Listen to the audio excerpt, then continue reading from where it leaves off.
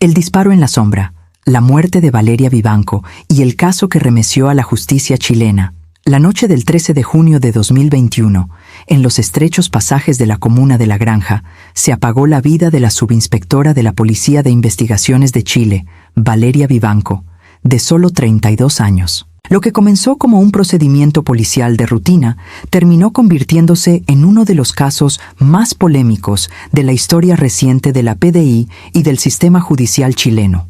No solo por la muerte de una funcionaria ejemplar, sino por la cadena de encubrimientos, errores y decisiones judiciales que con el paso del tiempo transformaron un homicidio en un accidente y dejaron una herida abierta en la confianza pública.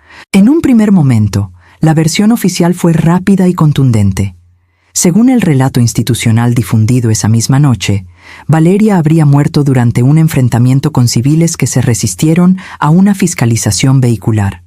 2 hombres fueron detenidos y acusados de homicidio. La narrativa era clara y funcional. Delincuentes armados, policías cumpliendo su deber, una mártir más caída a manos del crimen. La PDI cerró filas, los medios replicaron la versión y la familia de Valeria recibió condolencias oficiales mientras intentaba asimilar una pérdida devastadora.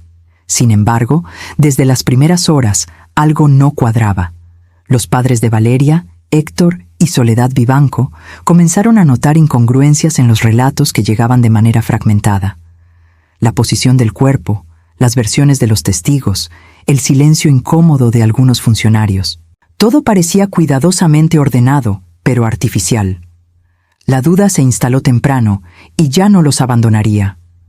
La verdad empezó a emerger lejos de las cámaras, en la frialdad de los informes forenses. La autopsia reveló un dato clave. Valeria murió por un único disparo que ingresó por su espalda y atravesó su tórax. No había signos de forcejeo frontal ni de enfrentamiento directo. La trayectoria del proyectil era incompatible con la versión de un ataque proveniente de los civiles. La bala, calibre 9 mm, fue recuperada y enviada a peritaje balístico. La ciencia comenzó a hablar donde el relato oficial empezaba a desmoronarse. Mientras tanto, las declaraciones de los detectives presentes en el procedimiento, incluido su compañero Leonel Contreras, llamaron la atención por su vaguedad y similitud. Las preguntas se acumulaban. ¿Por qué nadie vio claramente de dónde salió el disparo? ¿Por qué la escena no mostraba signos de un tiroteo? ¿Por qué se acusó tan rápidamente a los civiles? La presión de la familia Vivanco fue determinante para que la investigación no se cerrara de manera apresurada. Héctor Vivanco se convirtió en la voz incómoda que insistía en una sola pregunta: ¿quién disparó realmente? La respuesta llegó con el informe balístico definitivo. Las microestrías del proyectil coincidían de manera inequívoca con el arma de servicio del detective Leonel Contreras, el mismo que acompañaba a Valeria esa noche y que se encontraba detrás de ella al momento del disparo. La bala no provenía de ningún civil. Había salido del arma de uno de los suyos. El impacto fue inmediato. Los 2 civiles detenidos fueron liberados tras pasar semanas encarcelados por un crimen que no cometieron. La investigación dio un giro de 180 grados y el foco se trasladó hacia el interior de la institución. La PDI enfrentó una crisis de credibilidad sin precedentes. Contreras fue formalizado primero por homicidio calificado, una imputación grave que sugería una posible intención.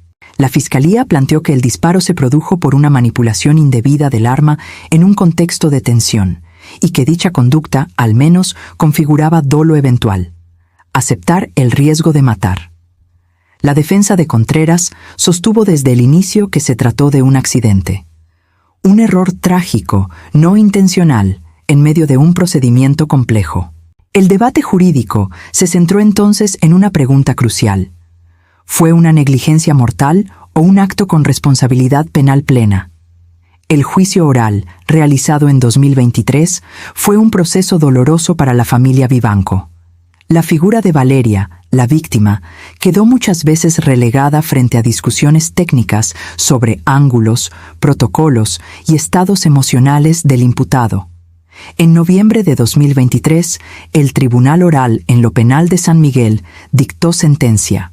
Descartó el dolo, pero concluyó que existió responsabilidad penal grave. Condenó a Leonel Contreras por homicidio simple a 12 años de prisión. Para la familia fue una justicia incompleta, pero justicia al fin. Se reconocía que la muerte de Valeria no fue un simple accidente y que había un responsable privado de libertad. Esa sensación duró poco.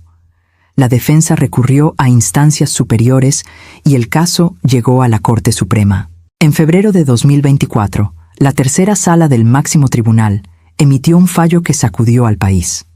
La Suprema anuló la condena por homicidio simple y recalificó los hechos como cuasi delito de homicidio, es decir, una muerte causada por negligencia, sin intención. En términos prácticos, el homicidio pasó a ser tratado como un accidente culpable. La nueva condena fue de 540 días de presidio, pero Contreras ya había pasado más tiempo que eso en prisión preventiva. El fallo se dio por cumplido de inmediato y ordenó su libertad. En marzo de 2024, el hombre que había sido condenado a 12 años por la muerte de su compañera salió de la cárcel sin cumplir un solo día adicional. Para la familia Vivanco fue el golpe más devastador. La vida de Valeria quedó reducida, en términos judiciales, a una pena simbólica ya pagada. Paralelamente, seguía abierta una investigación por obstrucción a la justicia. Las dudas sobre la investigación inicial nunca se disiparon. ¿Hubo manipulación de la escena? ¿Declaraciones coordinadas? ¿Presiones institucionales para culpar a terceros? Esta causa, que indaga un posible encubrimiento dentro de la PDI, avanzó lentamente y hasta 2025 no ha entregado responsables claros. Lejos de rendirse, la familia Vivanco decidió continuar la lucha. Anunció acciones civiles contra el Estado de Chile por la responsabilidad de sus agentes y por la investigación viciada.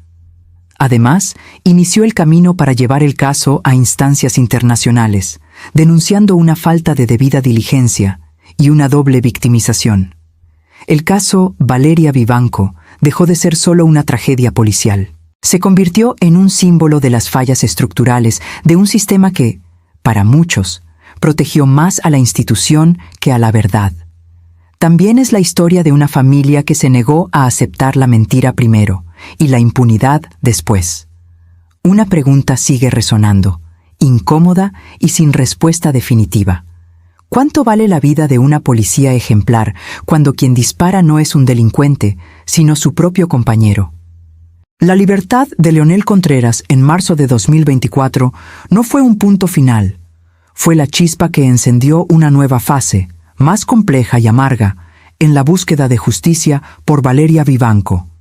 Si el proceso penal contra el autor material del disparo había culminado con una decisión de la Corte Suprema que la familia y sus apoyos consideraron una afrenta, todos los focos se volcaron hacia las preguntas que aún no tenían respuesta y hacia las batallas que aún podían librarse. El año 2025 se presentaba como un escenario crítico donde las esperanzas se depositaban no en los tribunales chilenos, sino en la persistencia de una investigación paralela y en la mirada escrutadora del sistema interamericano. El frente más inmediato y a la vez más lento era la investigación por obstrucción a la justicia a cargo de la Fiscalía Oriente.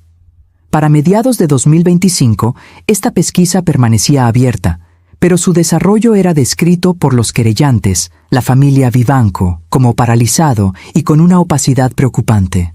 El objetivo de esta investigación era ambicioso y delicado: determinar si funcionarios de la PDI, ya sea en el lugar de los hechos, en la cadena de mando o en las unidades periciales que intervinieron inicialmente, incurrieron en delitos como encubrimiento, falsificación de instrumento público, declaraciones falsas o incluso asociación ilícita para alterar la verdad de lo ocurrido. Los antecedentes que alimentaban esta línea eran sólidos en lo discursivo, pero escurridizos en lo probatorio concreto. Estaba el hecho incontrovertible de que durante días la institución sostuvo y difundió una versión falsa que llevó a la prisión de 2 inocentes.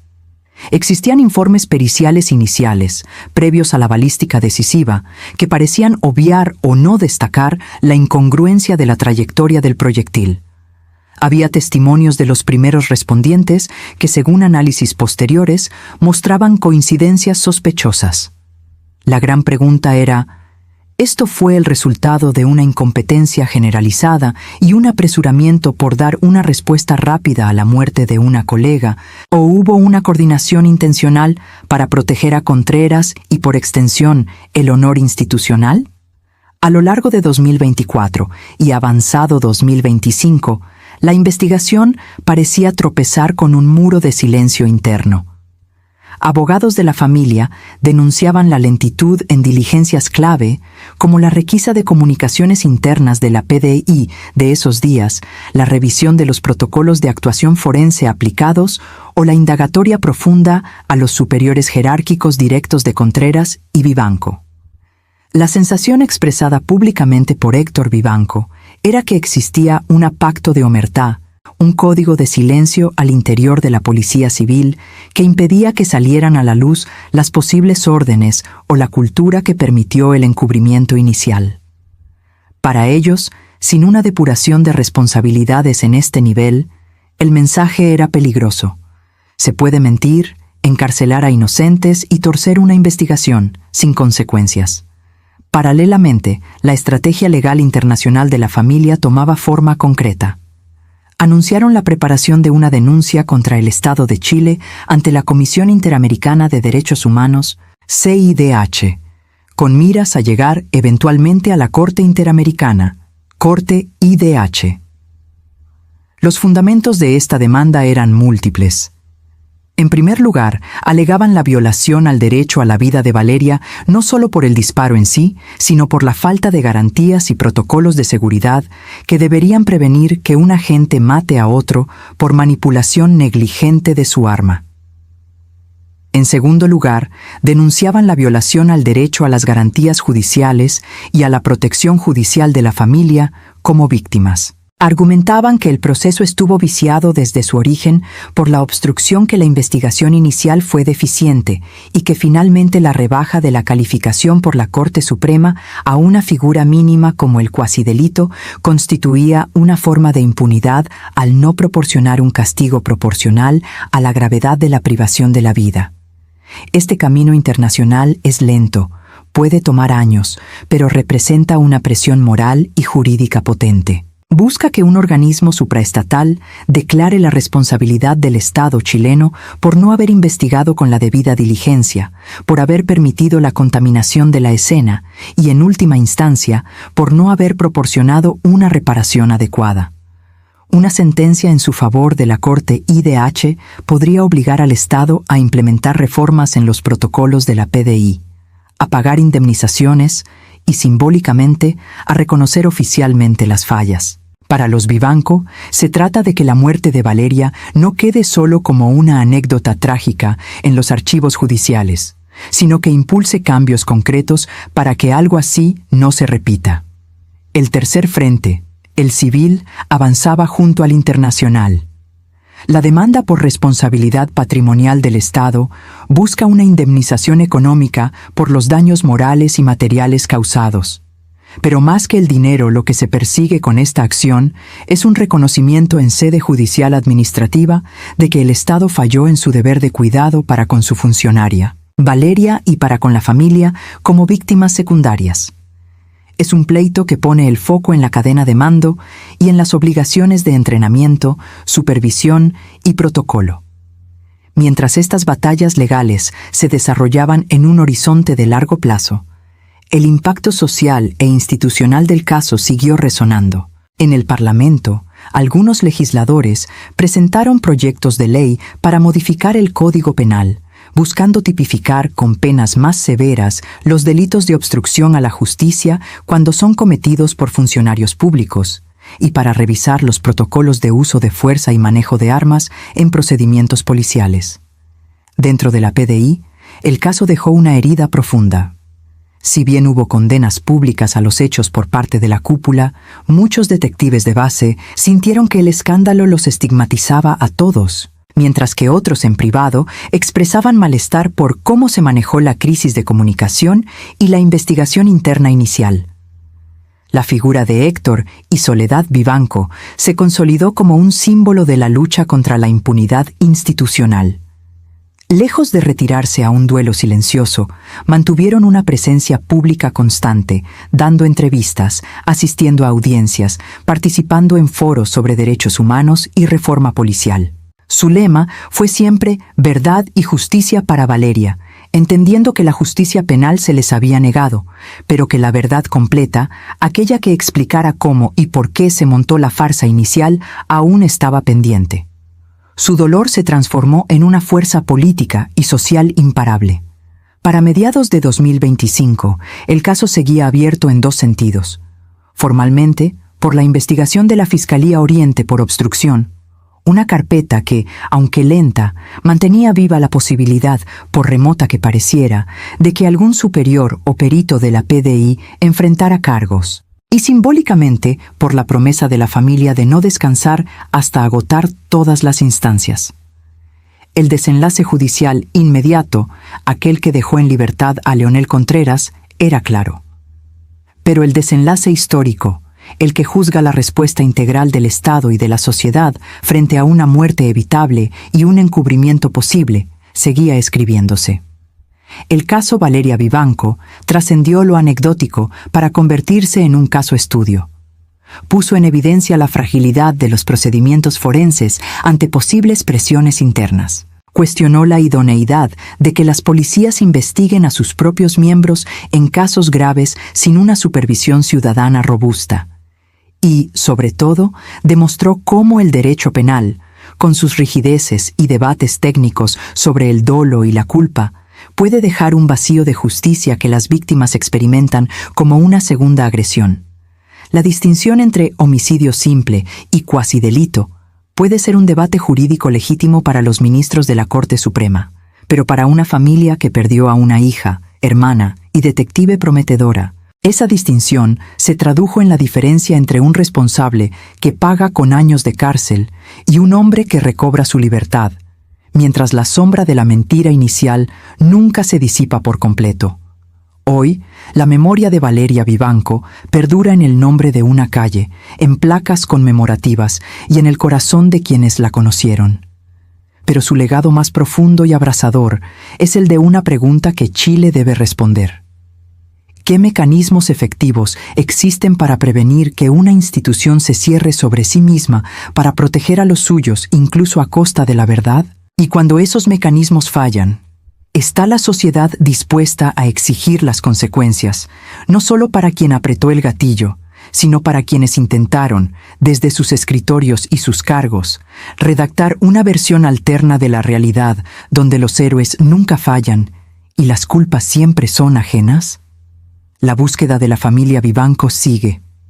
No es solo por su hija.